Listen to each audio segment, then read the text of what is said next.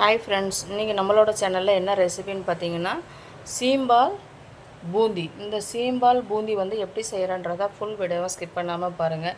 First time பார்க்குறவங்க like பண்ணிவிட்டு பாருங்கள், ஷேர் பண்ணுங்கள், எப்படி இருக்குன்றதை கமெண்ட் பண்ணுங்கள். ஓகே ஃப்ரெண்ட்ஸ், வாங்க வீடியோக்குள்ளே போகலாம்.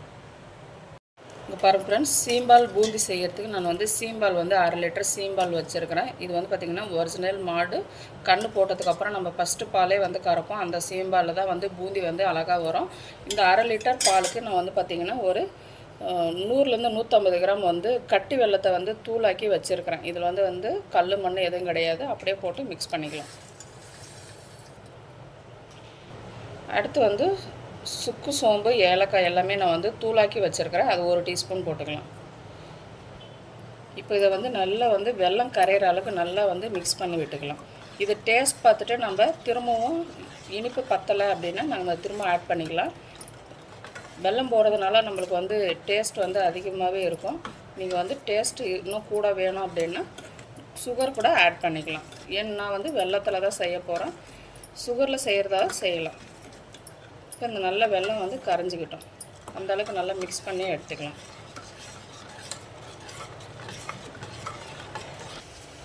பாருங்க ஃப்ரெண்ட்ஸ், நான் வந்து ஒரு வானல் வச்சுருக்கிறேன். அந்த வானலில் இந்த மிக்ஸ் பண்ண சீம்பாலை வந்து நம்ம இதில் ஊற்றிக்கலாம். இதில் வந்து வெல்லம் வந்து கரையாமல் இருக்கும். நம்ம வந்து மிக்ஸ் பண்ணி விடுவோம் இல்லைங்களா, அப்போவே வந்து வெல்லம் வந்து கரைஞ்சிரும்.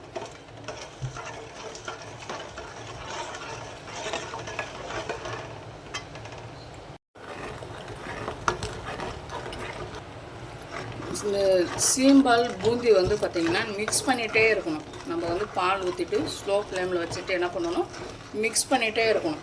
அப்போ தான் வந்து நமக்கு பூந்தி வந்து உதிரியாக கிடைக்கும்.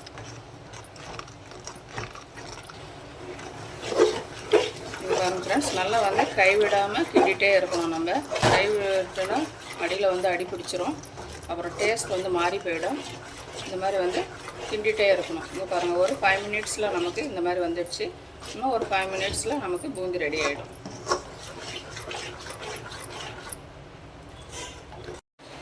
பாருங்கள் ஃப்ரெண்ட்ஸ், நல்லா ஒரு 10 மினிட்ஸ் நம்ம வந்து நல்லா கிளறி விட்டுட்டோம். பாருங்கள், நல்லா சீம்பால் வந்து நமக்கு உதிரியாக பூந்தி மாதிரி வந்துருக்குது.